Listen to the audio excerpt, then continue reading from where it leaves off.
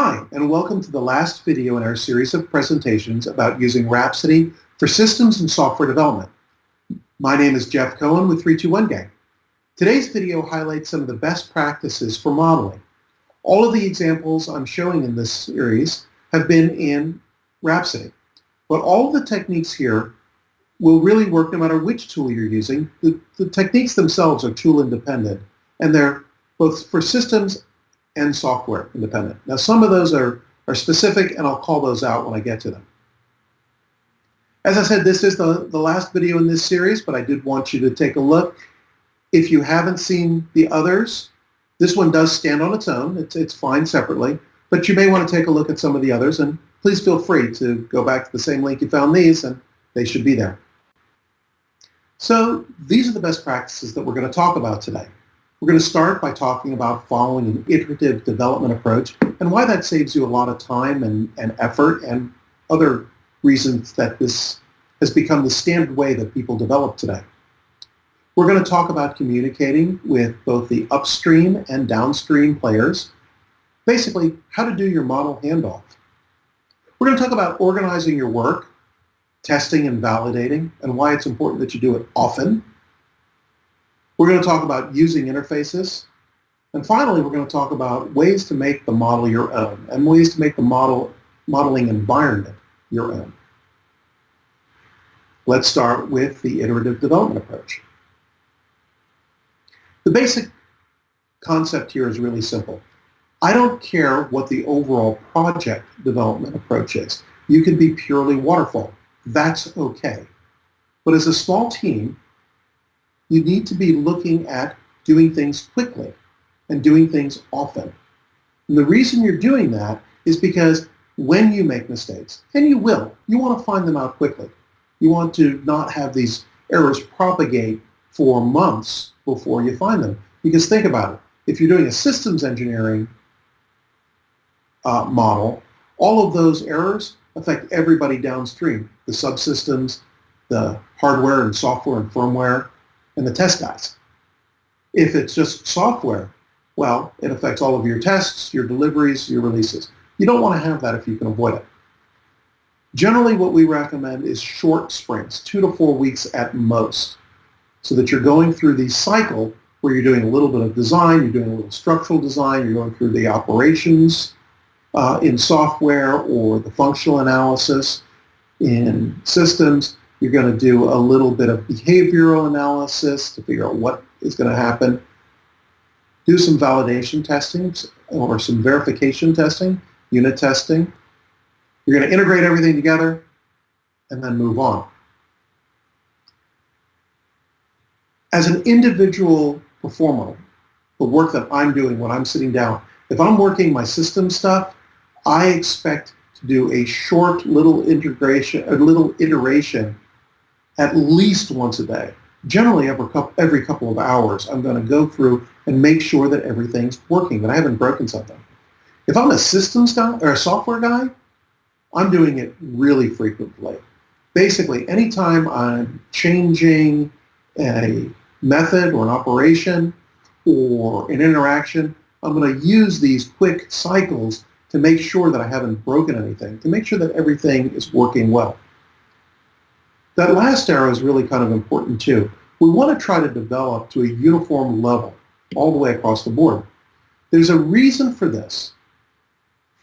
At the systems level, most importantly, people who know a certain part of the system tend to want to get deep dive all down to the nuts and bolts.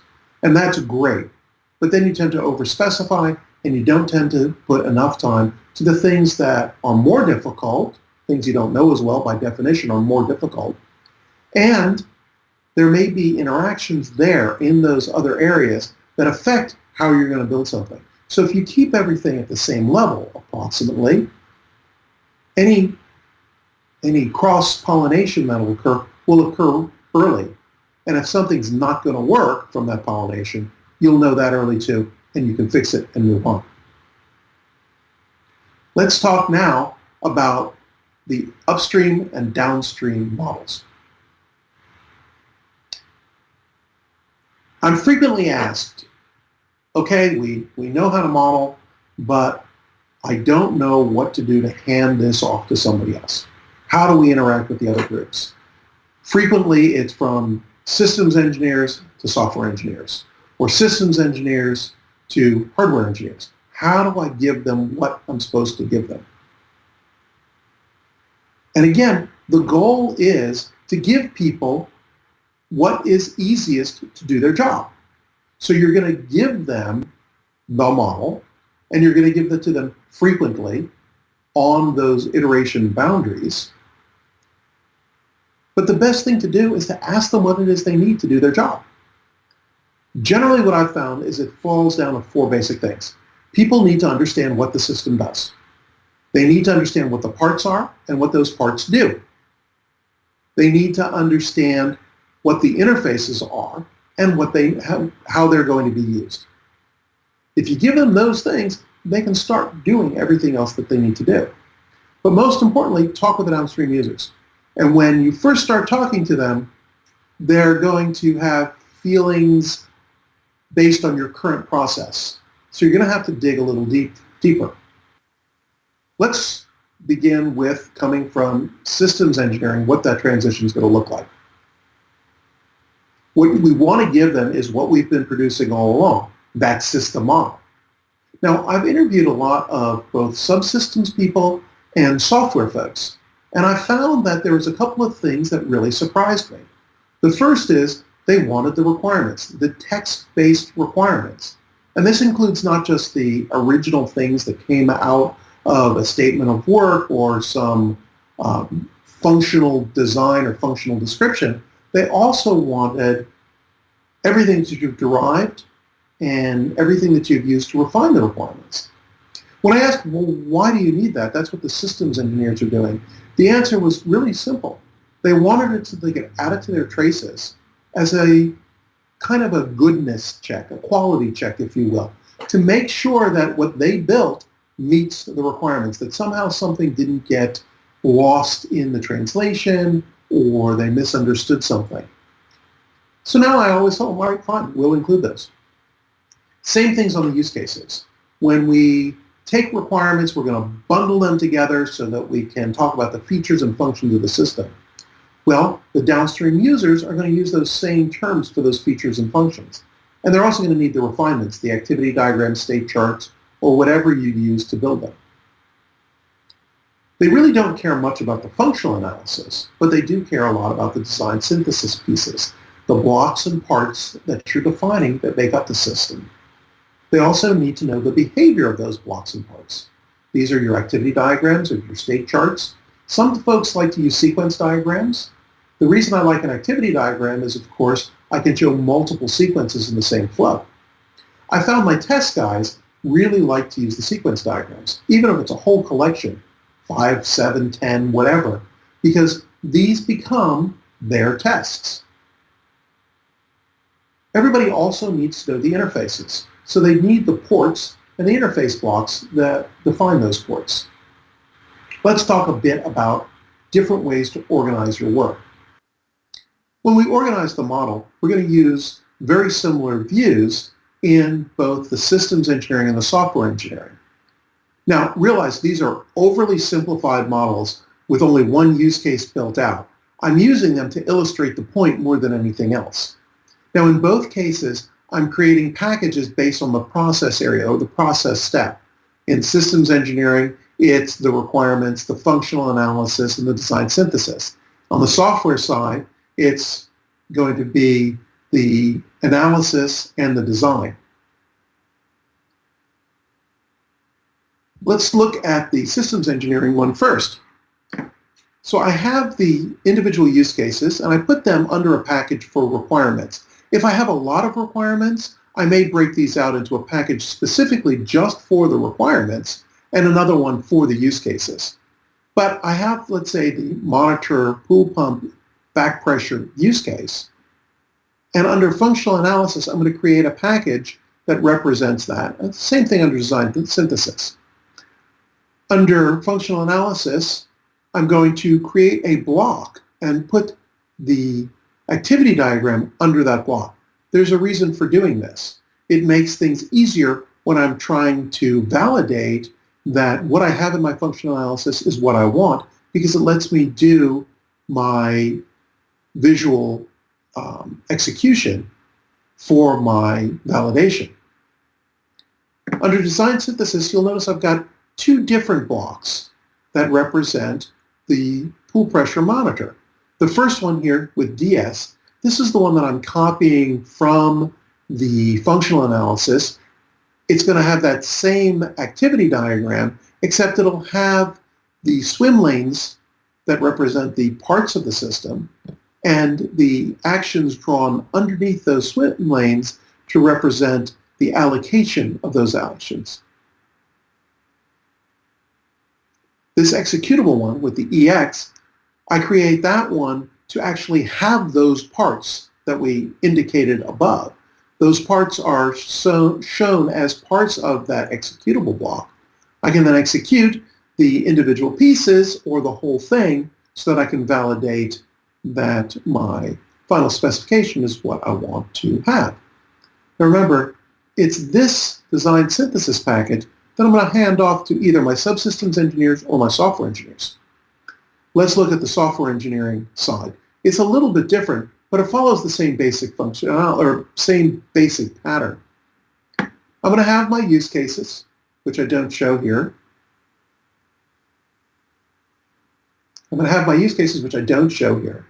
But I will have my analysis and my design. In my analysis, I go through and typically have some sequence diagrams which shows the step-by-step what I'm going to have, what the major interfaces, the operations, are going to be. In the design package, I'm going to do things like break out things that are commonly used. In this case, my I/O, which is going to get used over and over again, not just in this monitor. I also break out my builder package. The builder is that simple package that, or the simple class that builds all of the other classes. And again, I'm going to keep my names similar, so again, I can follow along up and down the model as I go. Packages really, really help. What you don't want to do, though, is build way too many or too deep. There's a lot of reasons that you want to have packages. One of them is just to organize, as we've shown, to be able to navigate the model. The second is, though, for configuration. When we want to build configuration, if we can, the simplest form is a build from the tip, so that we can check out we can check out a package and everything under it, make all the changes that we want to, and check it back in. When we're doing that, we can keep others from making changes to that same, all of the elements that are in that package. Now that's not always possible. As a matter of fact, many modern configuration management tools are based on a merge philosophy. That's fine. It doesn't work really well for models because of the way that the model packages are implemented down at the lowest level. You can't just merge pieces of a diagram and hope that everything comes out okay. Rhapsody includes a diff merge tool that you need to use. Have your configuration management actually call it to merge the differences in. And that way, your diagrams and your models won't get messed up. It's a good practice to limit the number and depth of packages that you want to have. I like to keep it not too much more than 4 deep, though the truth is sometimes you have to go deeper. And we can use some other ways to view the model to make it easier. But if things are too deep, what happens is you run out of real estate on the browser on the left side of the model, and it makes it harder to find things instead of easier. We can also do things like move packages out and call them in by reference so that we can have a bunch of smaller models instead of one giant thing that includes everything and tries to be everything for everybody. When you're going to call models by reference, it's a really easy thing to do, and it gives the user the ability to see what is in the other model, but not affect it and not change it. The way we do this, and again, this is meant to be a super simplified example just to illustrate the point, but what we're going to do is we're going to include another model by reference. When you include it by reference, it's a read-only version of what's in the other model. Now, we can switch back and forth between the active models, between the car radio software model and the system demonstrator. We can switch back and forth to which one is the active one. So if you need to make changes in both, you can. That's more common not when you're doing systems and software, but when you're doing systems and systems or systems and subsystems, or when you're doing multiple software models. It makes things very quick to look at it all in one view and keep your context there. Let's talk about model validation. Model validation is really important because we want to make sure that what we built was what we intended to build. Did we build things did we build the correct things? This is not about testing to make sure that the verification is there, that things are built correctly. It's more about, did I build the right thing? In the systems world, we really need to do this. In the software world, we're doing this because it reduces our test time. But in the systems world, how else are we going to know that what we built is what we intended? What we want to do is execute a part of the model, not the whole thing, but just a part of the model to confirm that it's doing what we want to do. We can see state charts. We can see the changes in the states by generating each of the events. We can also see activity diagrams and step through each of them. We can see parametric diagrams as well using the parametric constraint evaluator, though I don't use that one as much. By the way, this needs to be part of the process. It needs to be built in to what people do every day. I'm going to show you what it looks like on the next page. And I will say that we do teach this. We teach it because it's so important to how we do things. So here's two examples. On the left is an activity diagram. On the right, a state chart. And what you see as the magenta is the current action or the current state. The bilious green is the one that we were in the previous state. The reason that this is so important and the reason that I'm such a big advocate is if you look at this model, this activity diagram on the left, I was using it for some real software. And there's an error in there. And that error was that down at that check, at the bottom where the back pressure is greater than 20 and the back pressure is less than or equal to 30. It shouldn't have been an and, it should have been an or, and I missed it. It was just it's the kind of thing that people will miss on occasion going through. It's that simple logic that you shouldn't miss, but the truth is we do. When I executed it, just to make sure that I've got things right, everything blew up and it was behaving really weird. And it was a head slap moment when I realized what I had done wrong. So much so that I included this actual diagram, this model, as part of the training models because it is important. Interfaces. Always use interfaces when you can. Interfaces in software and interfaces in systems are a little bit different. Let's start this time by talking about software interfaces. In software, an interface is a pure virtual class. You don't have anything filled in, everything's abstract. In the concrete class, you need to fill in those operations to make them executable, or nothing will compile. The reason we do this is because it allows the client of the interface to play the interface and not have to worry about the specific implementation. We can swap out different versions of that interface, different classes that realize it without affecting the rest of the model, without affecting the rest of the software.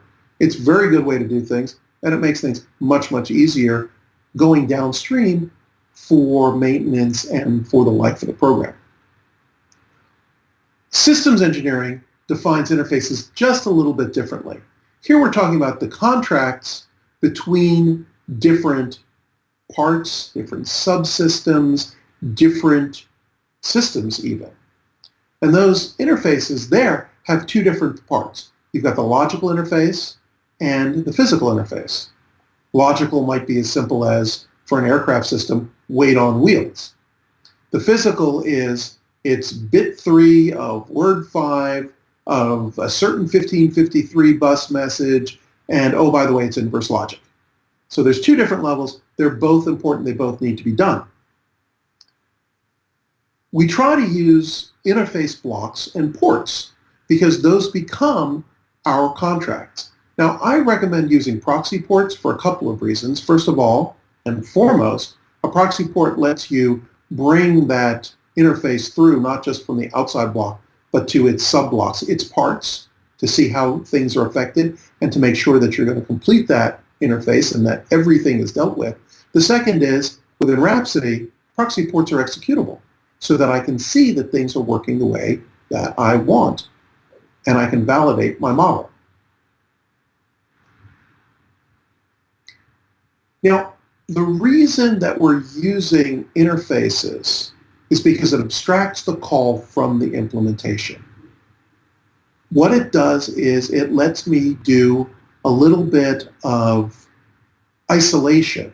So once we've defined the interface, once we've defined the blocks, or the interfaces, or the interface class, then both sides can use that interface, can write to it, can make calls to it, or use it as a driver to have it make calls to my blocks, my classes, and start seeing that things are going to be implemented. We can do that without having a null pointer exception or a SIGINT or one of the many failures that we would see. It makes developing in parallel possible. This last section is my absolute favorite part, and where when I'm working with folks, it's where we spend a lot of time. The reason is what we want to do is bring in the terms and the environment that you are going to use in your organization, bring that into the model, and have everybody use the same basic concept. One of the first things we do is use profiles. Now, there's some out-of-the-box profiles that are for specific domains. SysML is actually a profile. As is for automotive, there's AutoSAR, and there's the safety critical profile for people who are building safety critical software. For the systems space, not only is there SysML, but there's the DODAF, MODAF, UPDM, UAF profiles, so that you can bring those terms in and work with those users. We generally try to build a profile that's going to bring the terms that you use. If you're working in an automotive space, for example, well, we'll bring in the not just AutoSAR, but the ASPICE terms of component and element, bring those in too, so that we can have them defined and people can realize those and say that certain classes are those things. We create the profiles and we'll put them in a place where everybody can use them. Generally, that's in this built-in shared directory. On your individual device, it's at that path that we show. But Rhapsody lets you change that so that you can put it on a place that's truly shared by everybody. Let me go back to the beginning, that very first arrow. What is a profile? Well, a profile is a collection of terms, types, other stereotypes, helpers, little scripts to make you do things the way you want, that you are going to use for accomplishing your task. Along with that are the properties that you're going to use. Now, there's a lot of properties that Rhapsody has. It's got over 4,000 properties, and most of them are ones you never touch. But properties control just about everything. The big ones that we will touch are the layout, the look and feel, certain behaviors, how the code will get generated on the software side, things like that.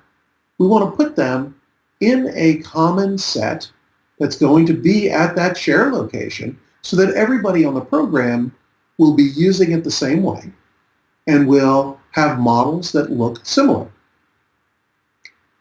There are certain properties that you don't want to modify. As a matter of fact, there are properties files that are included at that location. Anything that says factory beforehand, don't touch those.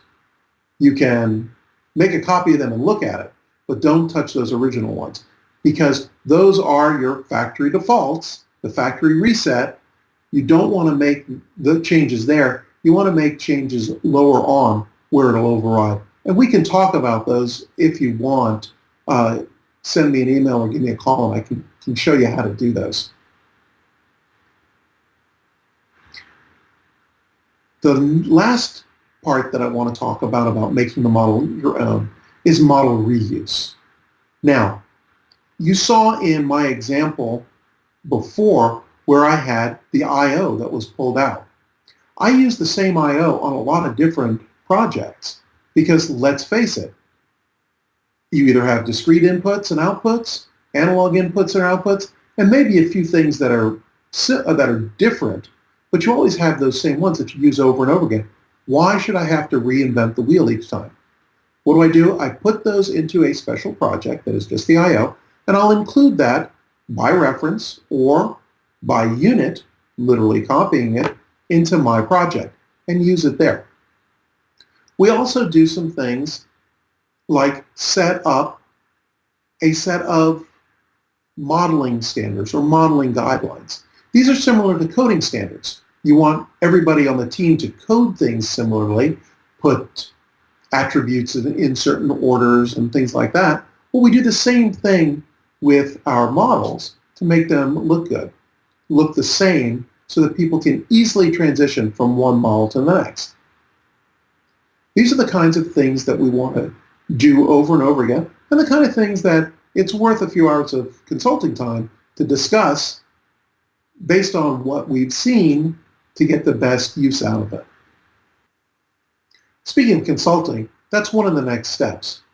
Our next steps are for you to start using the model and start modeling and to build up some of the things that you've seen in these videos. We can certainly help you with your process flows, reviewing your process, making suggestions, how you can work as a bigger team, things like that.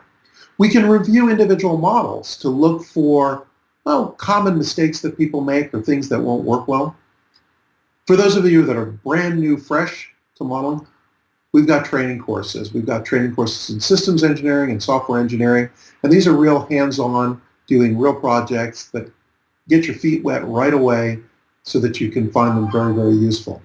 And of course, just general consulting to help you build your systems successfully. We want you to be successful. You can get more information at our website, www.321gang.com. There's a lot of different information out there. There is a bunch of technical information, including more videos and white papers and some ebooks and things like that, as well as just some good practice ideas. Thanks a lot. I hope you found this series both enjoyable and useful. Good luck modeling.